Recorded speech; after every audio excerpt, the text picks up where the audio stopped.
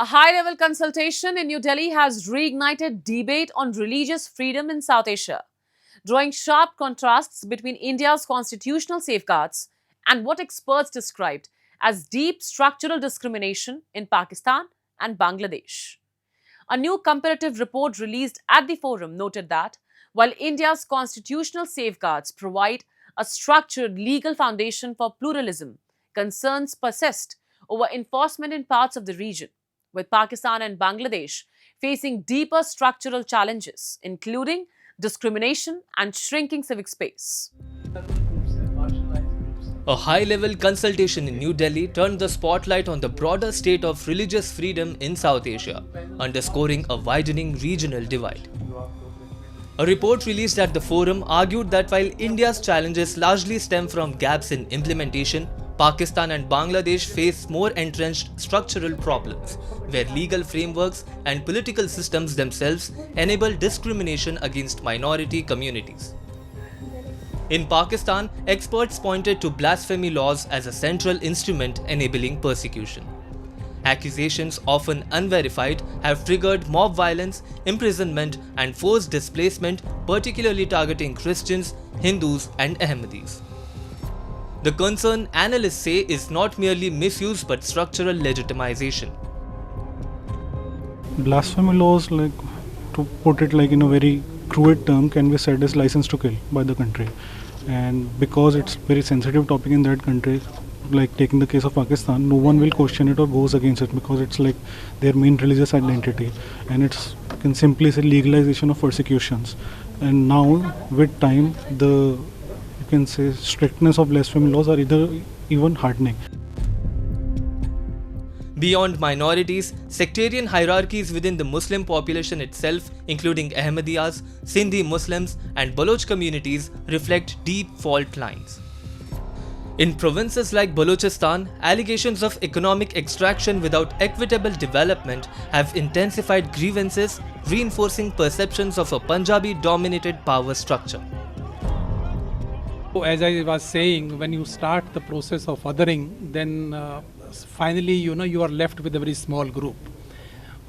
They are all Muslims. There is a community in the northwest frontier. There is, people who are Ahmadiyas. There are Sindhi Muslims and there are Baloch Muslims. But the problem is they don't look at them as Muslims. They look them as through sectarian lenses. And I think this that is why the entire sort of state, religious sort of dominated state is of Punjabi Muslims in Pakistan. So obviously all the resources from Balochistan, which is a very resource-rich state, has been extracted from there, and they are kind of left on their own. So unless I think their grievances are addressed, the violence will not stop. At the consultation, Bangladesh was also placed under scrutiny. The report highlighted the long-term demographic decline of Hindus in Bangladesh, a trend experts say reflects recurring insecurity, land dispossession, and targeted violence during political unrest. Critics argue that successive administrations have failed to dismantle structural vulnerabilities, often framing attacks as collateral damage of instability rather than addressing patterns of minority targeting. After Muhammad Yunus has taken over as the administrator of Bangladesh, you can see the condition of Hindus right now. You can see the condition of other minorities living in Bangladesh. It is terrible, it is pitiable over there. Muhammad Yunus tries to legitimize the violence against minority communities under the name of political, let's say, unrest or sort of these things. And since he has a standing at the international level, somehow we gets the traction. So Muhammad Yunus really is a part of the problem, not the solution. Another recurring theme was the shrinking space for journalists and civil society actors in both countries. Experts warned that without media protection and judicial independence, accountability mechanisms collapse, leaving minorities increasingly vulnerable. States like Pakistan, which are almost dysfunctional state, and Bangladesh, which is on the way to become a dysfunctional state, things are very bad. So journalists have no protection, no sort of safety of life. The New Delhi consultation may have been the trigger, but the message extended far beyond the venue.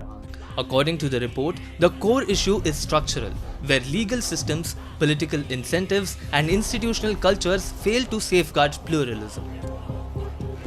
For Pakistan and Bangladesh, the warning from experts is stark. Without deep legal reforms and institutional accountability, religious discrimination will remain embedded in state practice rather than treated as an aberration.